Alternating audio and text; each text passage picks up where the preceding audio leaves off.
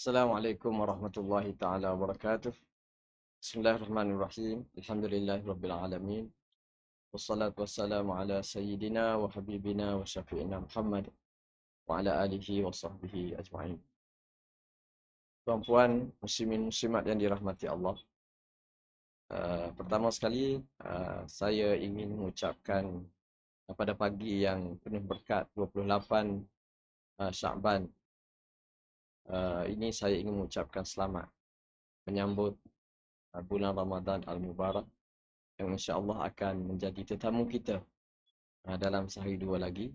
Semoga Allah Ta'ala mengurniakan kita kesihatan yang baik, kekuatan untuk kita melaksanakan satu ibadah rukun yang besar selepas daripada ibadah solat 5 waktu yang Allah Ta'ala fardukan ke atas kita setiap hari. Dan sebagaimana yang kita sedia maklum, lama sudah kita melaksanakan ibadah puasa ini sehingga telah terlekat dalam hati nurani kita bahawa ibadah puasa ini benar-benar menjadi pembantu yang rapat dengan ibadah solat yang kita laksanakan. Apabila kita berpuasa ataupun melaksanakan ibadah di bulan Ramadan yang tunjangnya adalah ibadah puasa, kita akan dapat rasakan betapa khusyuknya kita dalam solat kita. Pertama sekali solat 5 waktu, ditambah dengan minat kita dan kesubuhan kita untuk melaksanakan ibadah solat-solat sunat yang lain, terutama sekali solat tarawih. Jadi tuan-puan, terutama sekali kepada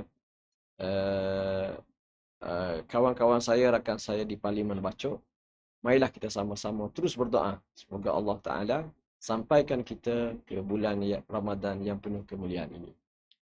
Sebagai ingatan bersama, sebagai mukadimah untuk kita menyambut Ramadan, kita kena ingat hubungan di antara Ramadan dengan ibadah puasa, bagaimana ia berhubung. Ibadah puasa adalah satu ibadah yang boleh Allah Ta'ala fardukan ke atas kita di mana-mana bulan yang dia mahu. Tapi Allah Ta'ala telah memilih bulan Ramadan untuk dilaksanakan. Kenapa? Allah Ta'ala telah menjawab dalam Al-Quran. Secara jelas, Allah Ta'ala menyebut, Syahrul Ramadan alladhi unzila fihi al-Qur'anu hudan lin-nasi wa bayyinatin minal huda wal furqan. Faman syahida minkum syahra falyasum. Allah Ta'ala hubungkan di antara, secara ringkasnya makna ayat ni, Allah Ta'ala hubungkan di antara puasa dengan Ramadan dengan cerita Al-Quran. Iaitu Al-Quran diturunkan di bulan Ramadan. Untuk menyambut nikmat Ramadan, nikmat Al-Quran yang besar ini, Allah Ta'ala menuntut kita melaksanakan salah satu daripada cara bentuk bersyukur pada Allah. Bagaimana untuk mensyukuri Allah di atas nikmat Al-Quran? Caranya ialah bukan hanya membaca Al-Quran. Bukan hanya membaca Al-Quran satu juzuk sehari ataupun lebih ataupun kurang daripada itu. Tetapi menyediakan hati supaya apabila kita membaca Al-Quran, hati kita menjadi khusyuk dan tenang untuk memahami Al-Quran. Bagaimana untuk menyediakan hati yang benar-benar bersedia? Sudah pasti dengan cara kita menyucikan hati. Dan bagaimanakah cara untuk kita menyucikan hati? Allah Ta'ala memberi jawapan bahawa menyucikan hati hendaklah dengan zikrullah. Dan di antara zikrullah yang besar selain daripada dalam banyak-banyak Allah Ta'ala ajar kita ialah dengan cara kita berpuasa. Dan Allah Ta'ala juga telah mengajar kita puasa yang terbaik.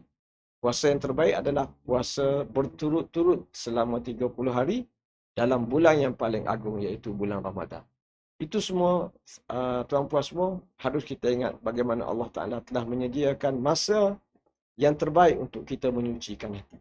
Jadi janganlah kita sia-siakan peluang yang ada di hadapan kita ini. Gunakan kurniaan Allah Ta'ala. Allah Ta'ala menerima kita sebagai tetamu Ramadan ini.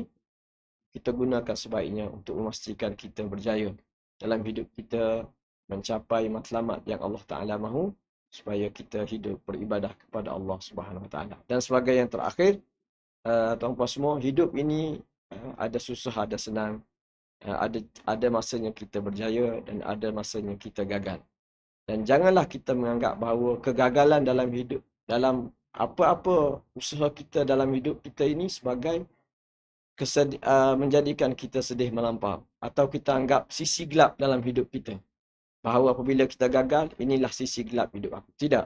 Kita kena yakin bahawa kegagalan bukanlah sisi gelap ataupun tempat untuk kita bersedih. Kegagalan sebenar dalam hidup kita ialah apabila kita lalai dan kita sombong dalam hidup kita. Apabila kita berjaya, tapi dengan kejayaan kita menjadi lalai, itulah hakikatnya kegagalan. Dan kalau kita gagal, tetapi kegagalan itu membawa kita sedar dan insaf jauh daripada sombong, maka itulah kejayaan sebenar. Jadi, kejayaan hendaklah dengan kita bersyukur pada Allah, dan kegagalan mengajar kita supaya kita sentiasa khusyuk menghadap Allah Ta'ala. Itulah kejayaan sebenar yang diajar oleh Nabi sallallahu alaihi wasallam. Setakat itu dulu, insya-Allah selamat menyambut Ramadan al-Mubarak. Wabillahi taufiq wal hidayah. Wassalamualaikum warahmatullahi taala wabarakatuh.